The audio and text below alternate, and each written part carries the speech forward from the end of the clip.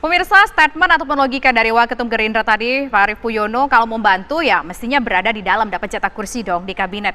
Dapat berapa? Benar, ya, mudah-mudahan dapat 3 ya. Udah fix, confirm dapat 3. Yang sesuai aku minta ke Joko Widodo. Apa aja 3-nya, apa aja? Menhan. Ya enggak lah, adalah rahasia. Oh, masih gitu, rahasia, masih gitu rahasia. Kan. Tapi dapat posisi Menko. Kayaknya enggak ya, kita enggak Menko ya, menteri biasa aja. Bener nggak nih, pertanian, pertahanan, sawah, badan investasi? Karena kan konsep yang dibawa adalah belum benar. Belum benar. Ada yang benar nggak salah satu di antaranya? Ada satu. Ada misalnya satu Menteri apa? Pertanian kan. Nah, Oke, itu yang Menteri memang Pertanian. kita minta karena kan kita concernnya mau industri pangan besar kan, ketahanan pangan kan. Karena selama ini Indonesia banyak ekspor kan. Nah, tapi juga kalau kita mau ketahanan pangan kan ya bergantung lagi daripada kita tunggu aja kerja yang di jelas DPR-nya udah juga. dapat 3 begitu ya. Kalau Nasdem dapat berapa Bu Irma? Jangan-jangan Gerindra lebih banyak, katanya kan Nasdem mendukung dari awal Bu Irma.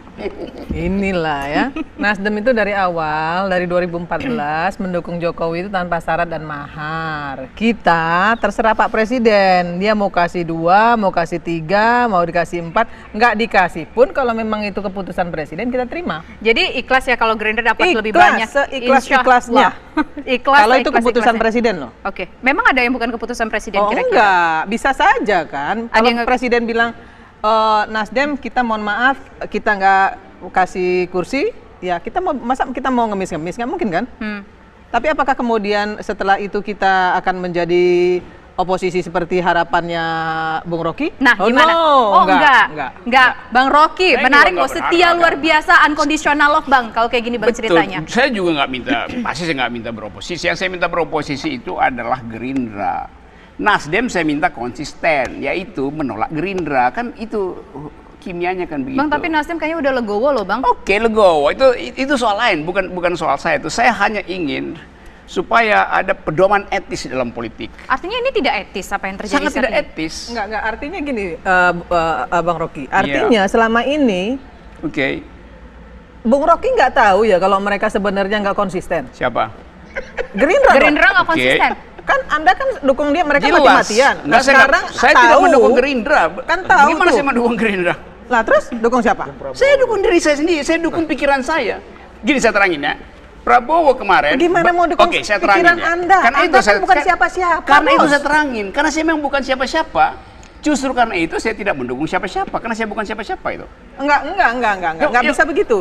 Posisinya Anda mendukung Gerindra. Sekarang saya terangin Publik ya. di seluruh Indonesia Oke, karena- tahu. oke, sekarang Jadi nggak bisa juga Anda Oke. katakan bahwa Anda mendukung diri Anda sendiri. saya Anda ngaku bukan nanti. siapa-siapa. Sekarang saya mau akui itu setelah keterangan saya. Dengar dulu ya.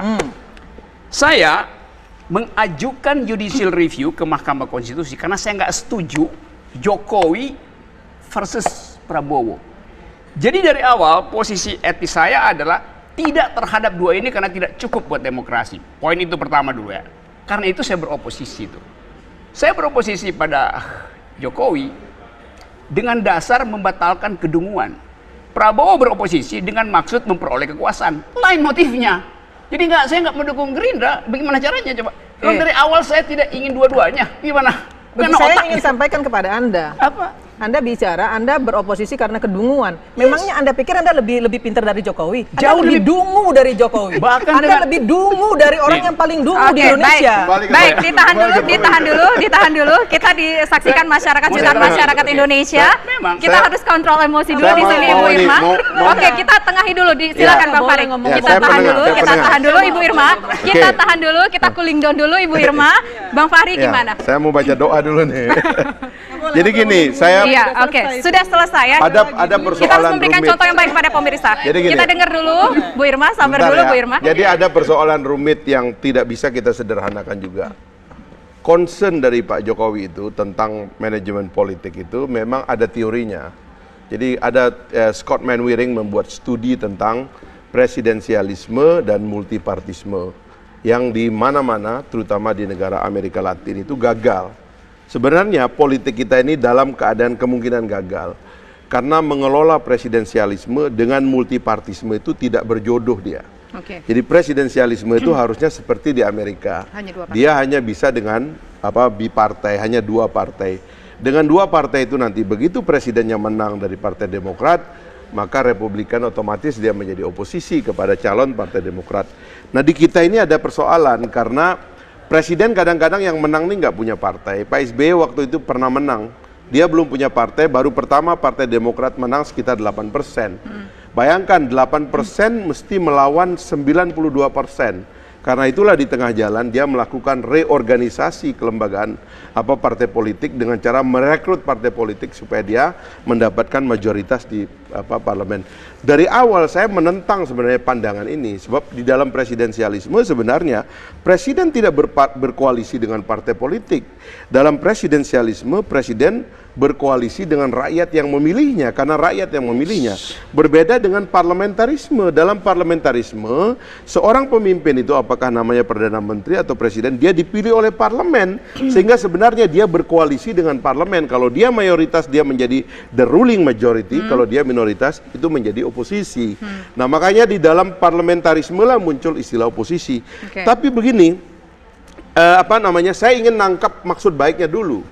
Tapi kalau maksud baik ini tidak bisa disampaikan secara baik, inilah yang kemudian dibaca oleh orang sebagai kong kali kong elit. Yang terjadi saat ini yang emang dibaca sekarang, dan makanya itu. saya terus terang agak menyesalkan sikap PKS. Harusnya PKS menjelaskan yang benar. Bukan kemudian seolah-olah dia nggak menjadi bagian dari desain koalisi ini, desain rekonsiliasi ini. Padahal di dalam penetapan Undang-Undang MD3, falsafah dari diadakannya 9 wakil parpol di dalam wakil MPR itu adalah karena rekonsiliasi. Nah kita sekarang kemudian harusnya kalau sudah begini, oke, kalau sudah begitu, sekarang bagaimana kekhawatiran Bung Rocky? Yang dikhawatirkan Bung Rocky adalah tiba-tiba pimpinan parpol ini kongko-kongko duduk, dia mentorpedo seluruh kehendak rakyat. Karena kemudian dia melahirkan anggota DPR yang lemah, yang tadi itu Bu Irma aja mengkhawatirkan. Sekarang ke depan kita harus fokus kepada parlemen. Anggota parlemen kita harus kita perkuat, undang-undangnya harus menjamin bahwa anggota DPR itu pilihan rakyat, bukan pilihan parpol. Nah itulah yang akan menjamin orang tuh ngomong, tidak gampang diintervensi. Itu yang sebenarnya pengen kita lihat gitu loh. Saya terangin satu hal ya. Nanti kita tenang dulu. Kita ke Bung Rocky dulu, nanti kita ke Bu Irma. Seluruh teori tentang demokrasi kita uji di dalam historisitas kita. Tapi kita mesti ingat bahwa oposisi itu bukan sekedar pelembagaannya, tetapi jalan pikiran alternatif itu. Jadi dalam keadaan tidak ada oposisi, itu berarti tidak ada jalan pikiran alternatif. Kalau rejim mengalami crack, siapa yang akan menyuarakan suara rakyat? Itu berarti akan ada duel habis-habisan antara kekuasaan dan rakyat. Kalau ada oposisi itu mengartikulasikan pikiran publik.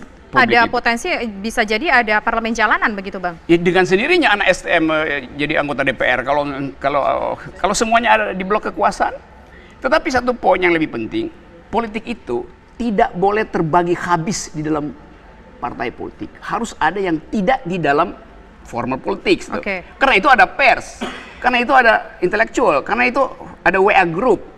Kan semua itu adalah suara oposisi sebetulnya tuh, karena tidak masuk dalam sistem. Jadi jangan kecilkan arti oposisi sekedar partai yang berbeda paham itu. Pikiran orang itu bisa berubah-ubah tiap hari, karena itu mesti ada yang mengucapkan politik alternatif.